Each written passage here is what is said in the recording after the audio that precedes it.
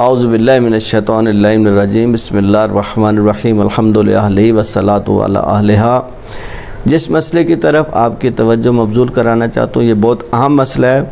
अल्लाह के रसूल फरमाता है कि अल्लाह हर गुनाह को बख्श सकता है, हर गुनाह को बख्शता भी है, सिवाय कुछ ऐसे गुनाहों के जिनकी बख्शिश बिल्कुल नहीं होती जब तक जो है वो इंसान उन कामों से बाज नहीं आता या तौबा नहीं कर लेता। उनमें से एक है अहदस दीनन, जो ख़ुद से दीन को ईजाद करता है, दीन का पता नहीं है, अपनी तरह से बातें गाड़ के दीन के खाते में डालता है, ये शख्स काबिल बख्शिश नहीं है।